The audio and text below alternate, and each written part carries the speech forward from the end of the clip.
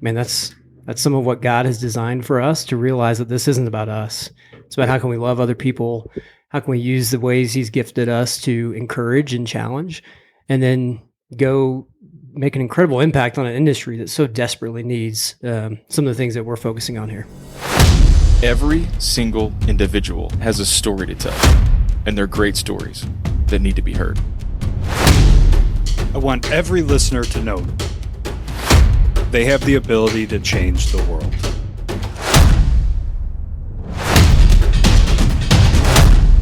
Welcome to the 1720 Podcast. What's up, Mountain Movers? Welcome back to the 1720 Podcast.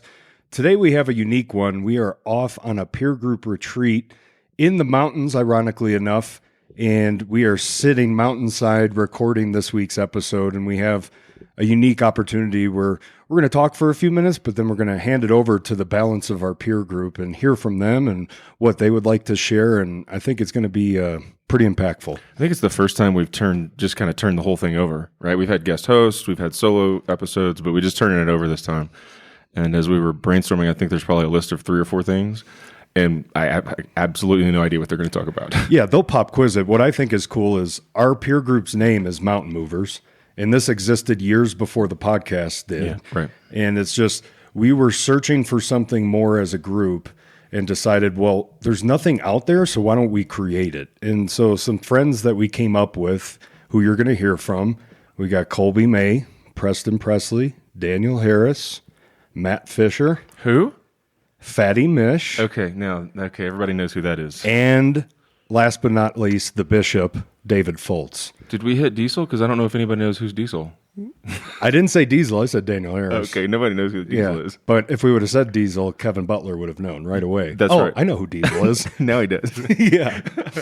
But what a blessing in life. You know, this is the tail end of this peer group retreat, which is years in the making. It's really hard to sync up all 7 of our schedules and calendars. And for some miracle, thanks to Kolby, we pulled it off, and it's been very impactful on us. We're going to come back to Texas refreshed and ready to rock and roll. And I can't wait to hear what they're going to come up with, because it's kind of going to be a culmination of this trip and this season, and it's going to kind of be a pop quiz. I always look forward to listening, right? Because you and I both get more out of it when we're not in the moment, but having no idea in reality what we're about to record. Yeah, no prep sheet today, bro. No prep sheet, no idea. Looking forward to listening today, I guess, as the case may be. So for sure. All right, anything else before we just turn these mics over? No, it's about to get awesome. All right, without further ado, Mountain Movers.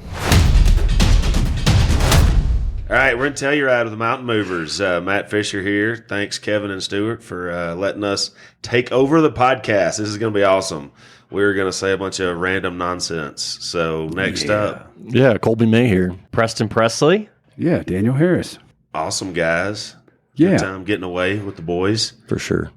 Working on leadership. You want to talk about leadership a little bit? Man, I'll dive right in. Why not? Let's just dive right into this thing. So, this group's awesome. Mountain Movers, getting together, coming up here, being vulnerable, candid. I think coolest part, for me, this experience with you guys is just having a group of guys that not only are your colleagues that you're working with each and every day, but man, sitting down and being completely open about things going on in your life, at work or personal, and having that outlet that I think so many of us need. So just fills my cup up all the way around. And the folks that are in this room and the folks that are listening, we keep full plates. We have sandboxes that are always overflowing. And, this group got together this morning and did check-ins, and typically we do them once a quarter, and we had skipped a couple. So I think there was a lot of emotional buildup and weight just between personal things that have been going on with some of us, but certainly work and the stresses of managing and leading and overseeing businesses. And, Kolby nailed the word vulnerability, and it's so cool to be a part of a group that can be 100% vulnerable with one another. We've laughed. We did a lot of crying this morning, which some of us haven't done in over a decade, admittedly. And, we poured it all out. That's not me. No, not at all. No, these 2 guys, no. So we let it all out, and it's evident that that's not something that we're able to do very often. It takes, real friends, real special group of people to be able to show that side of vulnerability and really lay everything out there. And to talk about it is one thing, but then to get advice that is just so crucial and important to resetting your mind and getting you excited and energized to move forward with some of the difficult decisions that lay ahead. It's just so rejuvenating. So it's so important for us to have come up here and spend a few days just enjoying one another's presence, challenging one another. It's been a really impactful trip so far. Yeah, absolutely, Preston. I think there's a couple of things there that you touched on that I think are amazing. One, the vulnerability. You can't beat sitting down with a group of people that's this quality caliber of people and being able to not have to worry about compartmentalizing what you say, not have to worry about filters, anything like that. Just being raw, being yourself. There's going to be tears, there's going to be laughs, there's probably going to be F-bombs, there's going to be whatever, but it's going to be real and it's going to be genuine, especially having to be a leader and operate at the level that, as you mentioned, that the listeners are, that everyone here is. Man, that's a weight. You being able to get away from that, being able to share, also being able to get in a group of people and hearing about other people's struggles. It reminds you you're not alone on an island. Mm-hmm. We found this morning that there was so much overlap between everybody's check-in, even on the personal side of things going on, that, you do have an opportunity to sit and converse and talk to people who, can share with you their experiences and even the things that they're going through, and to commiserate with some of the same stuff that you're going through, which, misery loves company. Yeah. Well, when you do that, you feel so much better when you're done. You just feel uplifted and fulfilled. Yeah. And it's so cool because we talk about business. We've opened up about our businesses and struggles and challenges and helped kind of identify problems and solve problems within that. But then, our group, y'all make me want to be a better dad, better husband, and all that. So I think I get so much out of this group of guys as just being a better person, a better spiritual leader. You got the bishop who had to step out for a phone call. So David Fultz will jump on here in a minute, but I watch that guy live day to day, and I'm like, man, how do I be more like that? And then each one of y'all have a trait that I want to try to be more, and y'all inspire me to be better. For y'all, when we're talking about groups like this, if we got listeners that are, interested in kind of jumping into a group like this, I know Kevin and Stewart have talked about it in the past, talked about this group, but how did this group start in y'all's mind? And then what moving forward, what if a listener wanted to start a group like this, and how do you do it? What are the key aspects of a group like this that you think would benefit the listeners? Yeah. One of the things I appreciate most about this group is how it for the most part, organically formed.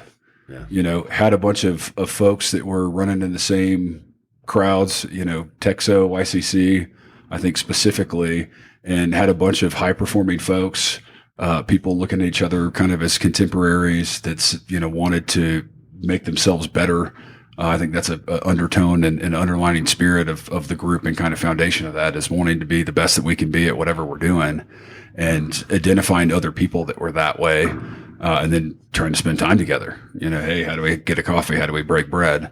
And then watch that group expand and people grow closer and closer until it gets to, I don't know if we decided on how long ago we formally made this group formal or not. I think it was 5 to 6 years. Yeah, 5 to 6 years ago. But even before that, this group of people had been hanging out in some form or fashion with the intention of edifying one another and building each other up for a decade or more. Yeah. Well, and when we first got together, it was very centric around business.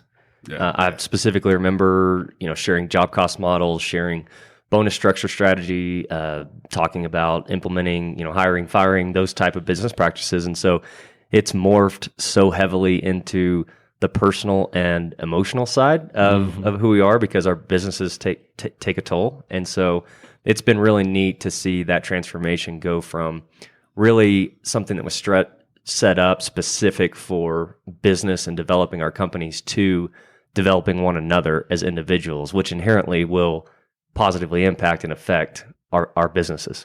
Yeah. So family, we each of us with kids, with wife, how we're dealing with that, with deaths in the family, grandparents that pass away, funerals. What do we learn from those things and carrying that legacy down and, teaching our kids and raising them up on what we believe, whether it's, our faith, and going from there.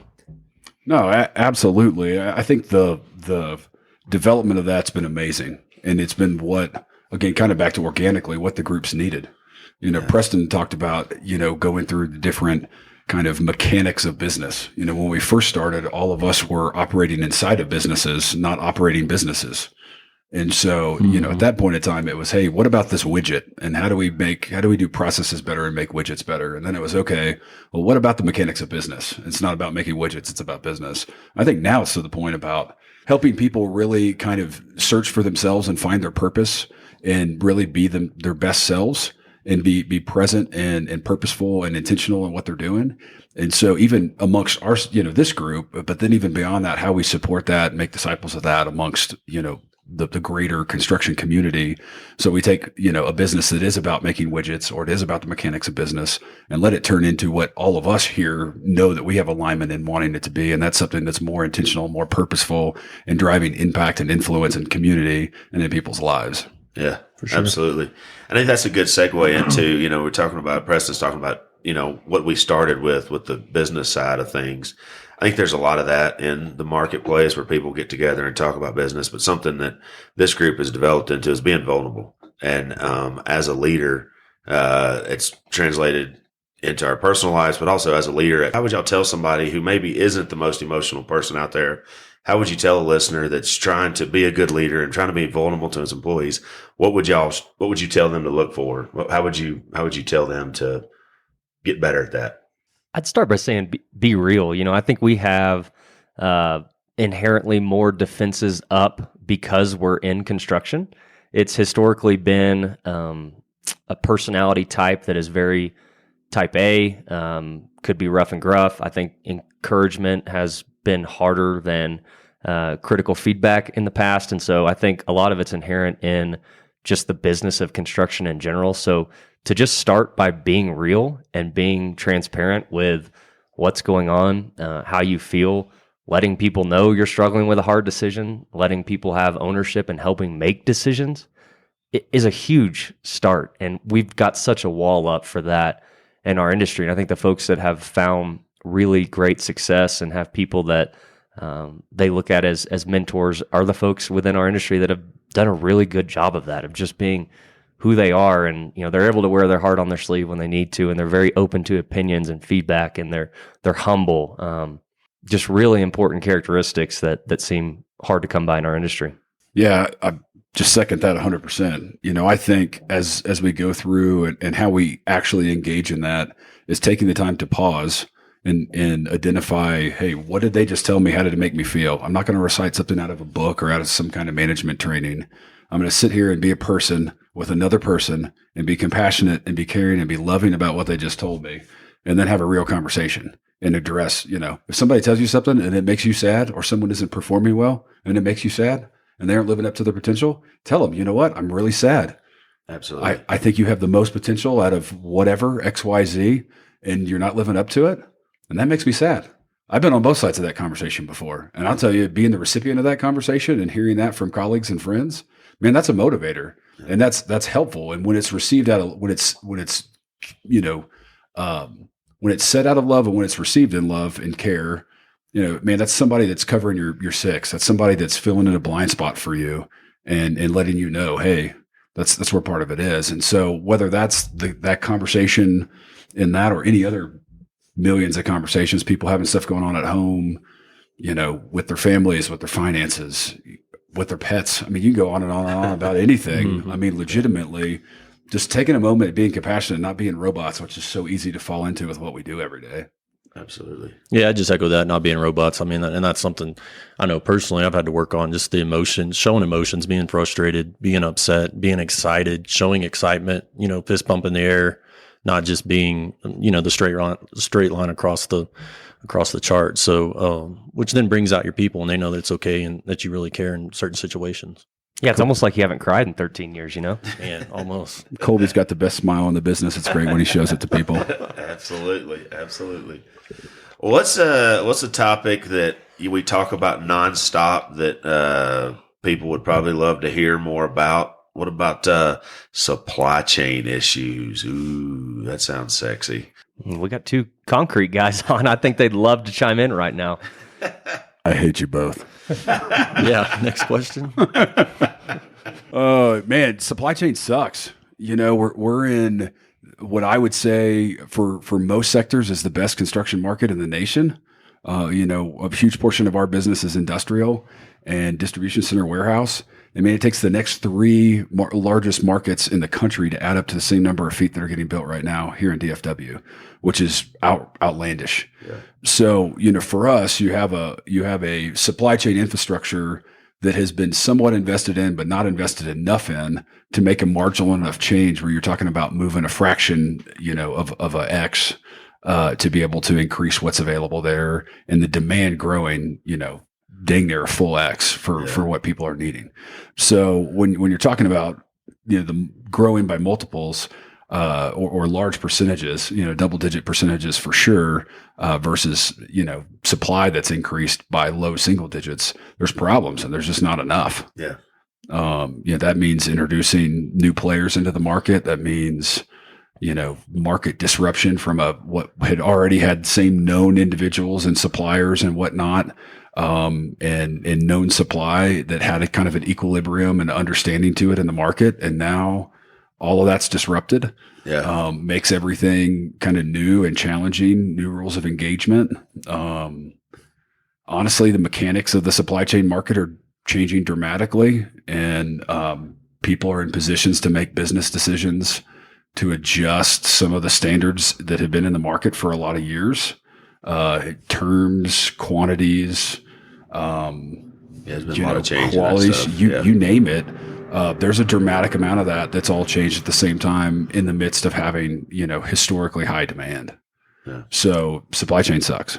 And to feel like we are... Hey, one second. Supply chain sucks. Okay, back to you. Oh, okay. That's been great in the drywall world. We're scot-free.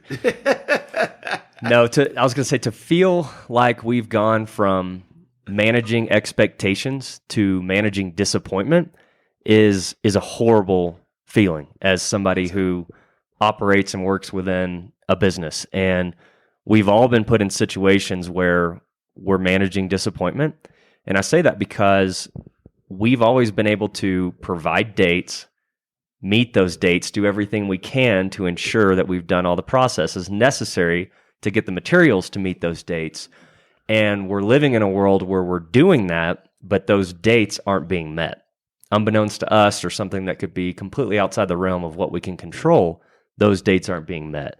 And so it's hard to tell a customer that we are going to get this material, on X date, and it will be installed by Y. And one day before that X date, we get an email that says, we didn't get this on a freight. We're hoping it's 3 more weeks. Yeah. Well, how am I supposed to tell our customer that we've already committed to, we hope it can be 3 weeks? That's an unacceptable response. And they've rearranged their schedule to hit those dates. So you got 12 trades below you that are impacted. That it negatively impacts. Yeah. Absolutely. And that's been one of the biggest challenges is, and I'll put emphasis on the importance of relationships, because the ones that we have really good relationships with, they understand the situation that we're in. They understand when we call them the day before we're supposed to have something on site with brand new information that it won't be there. They understand that wasn't something that was in our control. Yeah. If it was, we'll own it. But if it's not, it's something that has to be managed, and we've got to find alternative solutions to be able to work around the problem. Mm-hmm. And we're living in a world where that's becoming a pretty consistent problem all around. And so there's a lot of folks that are getting very good at problem solving and, stepping back when that situation arises and going, okay, this isn't the first time this has happened this month. What do we need to do about it? There are some customers that, still feel as though, they can shove a contract in front of your face, know that it's a problem, know that it's outside your control, and just don't care.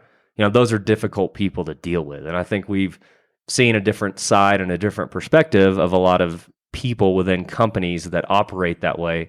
And it's shown some true colors. I think there's a lot of positive that's come out of this, and it's that we have really been able to find and seek out the folks that are solution-oriented, because we're all living this problem together. Yeah. And there's some folks that simply won't, and no matter what, will throw a contract as the solution, which they know and we know is not the correct way to handle the situation. Yeah. No, not to cut you. Communication and education is what we've seen. Communicating more, being more candid, being more open. Like you said, we think we're planning and we've got these things set up, and it'll be here in 15 days. And in 15 days comes and some crazy story is, get hit with, but we turn around and we tell them, hey, it's not going to happen. We're honest. We're upfront. We educate them as much as we can along the way. And those key partnerships and those guys that are partnering with us, they get it and they're working with us on it, as bad as it does suck, to Daniel's point earlier. So just continuing that communication. Yeah, I'll tap on that. That is something that's a big positive I've seen come out of it. Is it has certainly upped our levels of communication. Our motto all last year and flowing into this year was, it is impossible to over communicate. No matter how much we email, call, text, we probably could have done something a little bit more to make that process better, or to have better informed someone of a situation that's arising. And so there's been a lot of communication flows and SOPs that have come out of the past 18 months that I think have been of great value to us. One of them is we've created what we call purchase order logs. So we're very open book with our customers about our purchase orders. We've got certain columns showing when we've ordered it, when we expect to get it, when we ask to get it, and then when it's actually arrived. And we share that with them every week so that they know, we are communicating with you weekly on exactly what we know about this product that's coming in. So there's no slides, there's no slips, there's no, I didn't know that. It's an open communication so that we can both prepare for plan B if we need to when the time comes. So that's been one of the biggest communication SOPs I think that we've picked up as a company that's been really beneficial for both us and our customers. And I think it's important, even if it's bad news, to still be open and honest and share bad news as readily as you do good news. Or more. Yeah, absolutely. Yeah. So I think that's a big thing. I think one positive side of the supply chain challenges now, if you're going to look for a silver lining, is that I think everyone's finding ways to be more efficient. Necessity being the mother of invention, the old adage. I think it's absolutely true right now on everybody finding every way they can to try to make supply last longer, to reduce waste. All of the initiatives that people have tried to push for a while because they seem like great ideas, now we have to do because we don't have enough material. So, whether it's lean construction practices, you name it, whatever those things are, we're seeing even with the way people are refining and milling the end of cement, adjusting some of that and some of the gradation in that to make the raw material go a little bit further when they're making the powder. So, it's not much, it's not a huge add, but small odds and ends there that allow it to go a little bit further. And that's what it takes. Yeah. Coming off supply chain issues, try to pick it up a level. How about being a dad? What's one thing, again, all leaders in organizations, you got time with families. What's that look like with trying to be intentional about spending time with your kids and doing some stuff like that? Well, since Fisher's taken over host duties, I think we got to flip the question since he asked it first. You first. He should answer first. So take it away, Fish. What do you think? Man, again, it's being intentional, trying to find time. I had a trip planned coming up at the end of October. My daughter's done really well with cross country, and the regional meet is when I was going to be out of town, and I canceled the trip just because I wanted to make sure I was there for a regional meet. Again, that same trip, we've already moved it to April. It's not a big deal, but being intentional about not missing big events in your kids' lives. Again, I'll have opportunities down the road to do different work stuff, different things, but I got in my mind, you kind of have you get 3 6s with your kids. Stage 0 to 6 is wiping butts, brushing teeth. 6 to 12 is a really good sweet spot from getting a lot of time with them, which is kind of where I am right now. And then 13 to 18, you're kind of at their terms because they want to be with their friends and all that. So being very intentional about spending as much time as I can with my kids. And so I don't do a very good job of it. I spend way too much time away from them, but that's one area I focus on, is being intentional. No, that's awesome. I've got 2, a son and a daughter, and we're in sports season now, playing football and soccer. And I think for me, we've got the mentality, we're going out to win, winning and losing, whatever your view on that is, but we're out there to win and perform. Only go to win. We only go to win is pretty much how we coach our kids. But more than anything, and it's really hit me this season, is no matter what, show them tons of love when they come off that field or court. And that's what they want. Hey, Dad, how'd I do today? Hey, did I score enough goals? Did I throw a touchdown? Whatever it is, it's like, hey, man, you did great, but I love you. And just let them know that I'm here. I'm here, 1, so I'm spending the time, but 2, that I love them no matter if they throw 3 interceptions or they, kick the ball on the other field playing soccer, whatever it is, that I love them and they went out and tried hard. So that's been important. So I've got a 2-year-old and then son, and then we've got another boy on the way that's going to be due end of January. Congratulations. Thank you. So right now, of the 5 love languages for a 2-year-old, really the only one that's going to resonate with him is time. And so that's been my focus, to be intentional, and I've slipped on that, and I've got to get back to it. I've certainly will set a new goal for 2023, especially as we have another one. When we first had Peyton, it was make sure to only do one work event each week. And on the other 4 nights were, very intentional to be home 5:30 to 7:30, spending time with him, trying not to be on the phone. And so I've lost focus of that a little bit, and I need to recenter that goal. It really shouldn't have shifted just because he's 2 years old. So that's something that I'm challenging myself with, to try and get a little bit better. Try and do one work event, maybe 2 a week, but then just the time at home, just being off the phone, giving him the full attention he needs. I mean, when you break it down, 2 hours a day out of a full day is not a big commitment. And it's crazy that it can be so hard to give that intentional time for 2 hours. So something I certainly struggle with and hoping to improve on. For sure. Yeah. So parenting is exciting right now. My daughter turns 12 here in a couple of months and is an amazing human. I think I say that every time that we're together. But yeah, learning how to try to parent to a middle schooler and a full on teenager, while learning to parent in a split household has been really challenging and new. I think the biggest thing that I've been focusing on right now, as Preston mentioned, is just time and being really present in that time and focused. Being sure for some reason there's things have to move and schedules have to change, that there's time that's made up so that there's not lost time.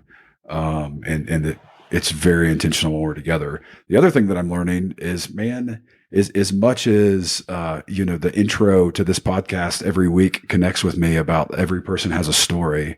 My grandpa used to talk about every person that you run into in every moment has something that they're telling you if you'll listen.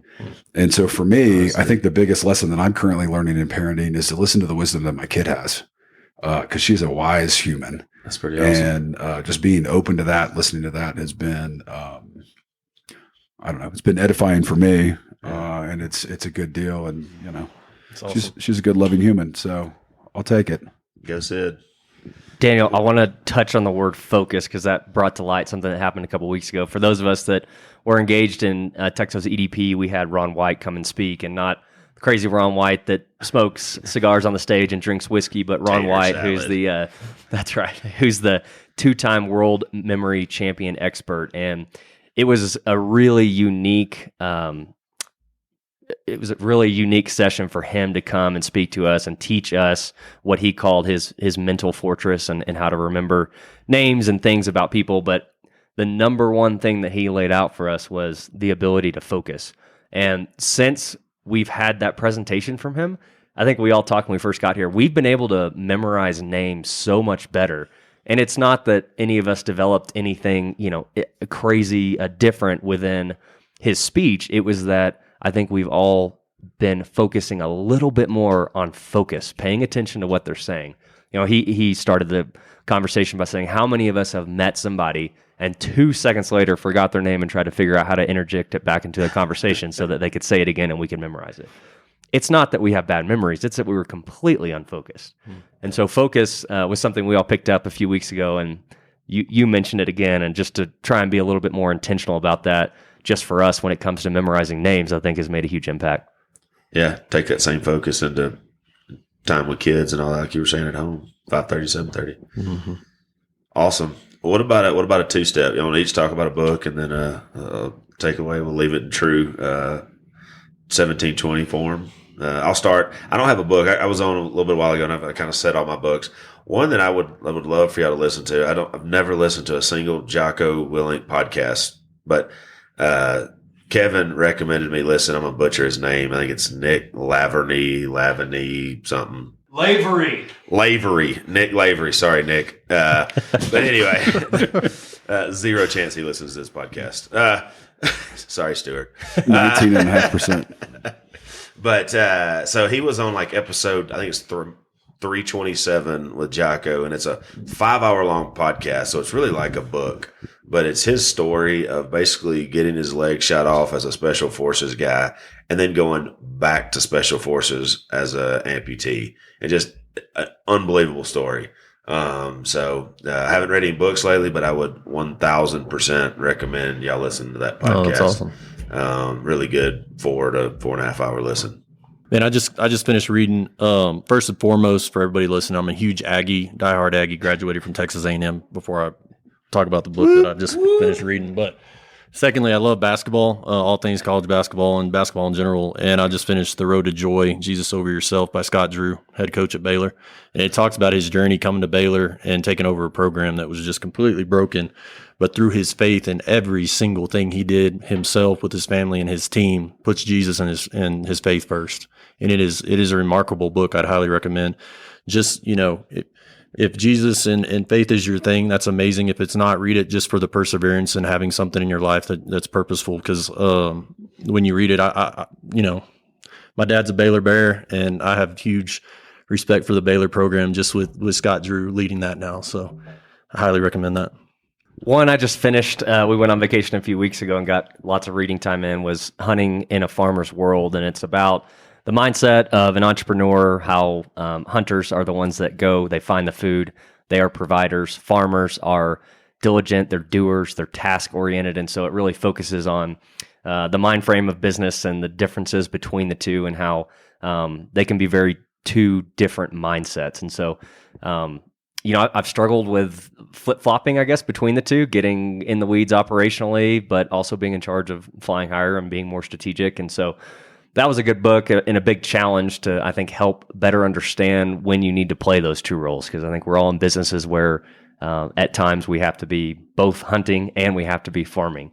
And so it brought some clarity to that. The one I'm reading right now is called $1 Billion Whale, and it's the man that was fraudulent in a high degree to Wall Street and so many others. I mean, I think in his time span, he ended up stealing $7 billion through shell companies and hedge funds that he set up. So I'm not a very financially savvy guy, and this one is it's crazy the amount of fraud and deceitfulness that he went through to hide the money that he was stealing. So it's been I've learned a lot just learning about taking notes. Yeah, how he did it, not taking notes.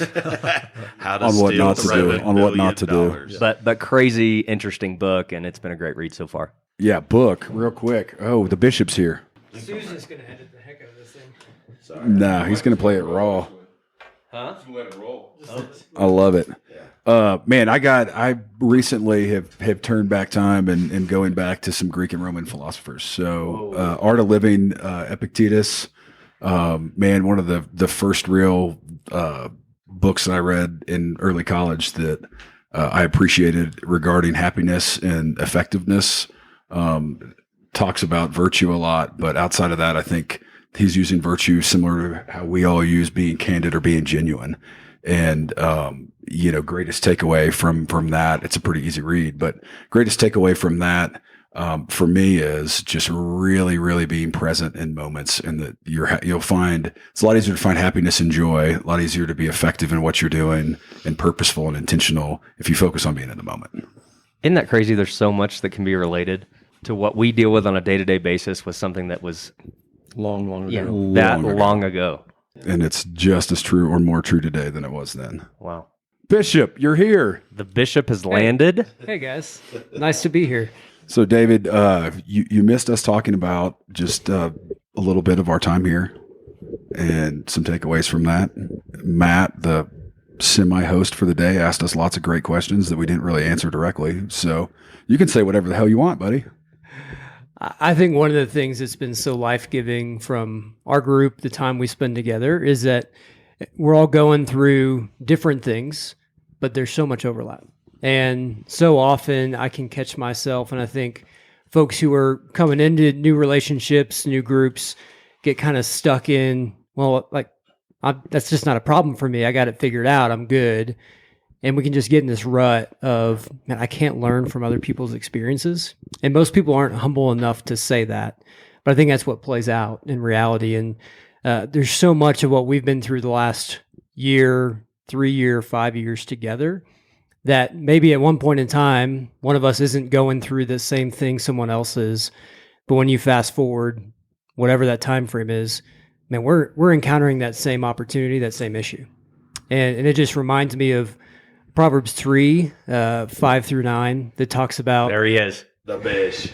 trust in the Lord with all your heart and lean not on your own understanding. And it just goes on through that to talk about just how much we've got to bend towards. Like I've got it figured out. But when we realize, like, man, God's in control and he's got me around these other people and wisdom that I need to be willing to accept outside of myself, you can get so much from that. And I think it just comes back to a humility of we with each other have the humility to not get stuck in the pride of I've got it all figured out, that I don't make mistakes. But man, I'm quite the opposite. Like I step in it a lot, and we've shared a lot over the last couple days here of some ways we stepped in it. And what's so humbling and encouraging about that is, man, that's some of what God has designed for us, to realize that this isn't about us. It's about how can we love other people? How can we use the ways he's gifted us to encourage and challenge, and then go make an incredible impact on an industry that so desperately needs some of the things that we're focusing on here.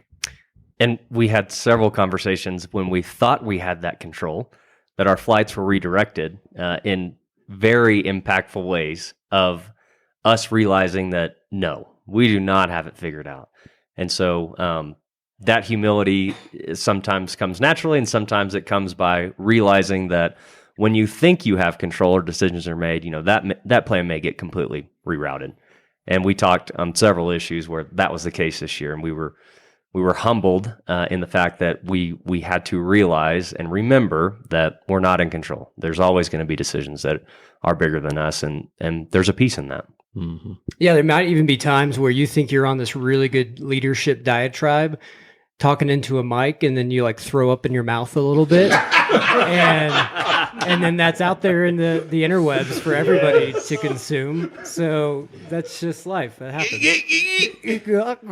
So tell us what the most important thing for you is that has come, not just from this trip, but from this group. Before you showed up at the table, we were talking about what it's meant to us, for those that have listened that are looking to engage in finding a type of group like this. What could you provide to them as encouragement to go do that, and what do you think they could get out of it? Gosh, there's so much. I think the perspective of we've all got so much more to learn is one of the big ones for me. I think at times I can get so caught up in the trivial or whatever the current circumstance is that I'm dealing with. And we just proved that here the last couple of days of like, well, you're dealing with that, you're dealing with that, you're dealing with that. And I can get just caught up in my dome about I'm unique and I'm dealing with this issue alone. And we see that in society at large right now. That's not just construction, that's society at large. So many people are isolated, thinking that they're fighting a fight on their own. And man, we need to step out and encourage other people that there's others there with you and you're not fighting this alone. So man, that's probably the one I'd say the most. What's a book you've been reading that you'd like to recommend? And Eddie Penny last week just talked about the Bible, so you can't say the Bible. Dang it.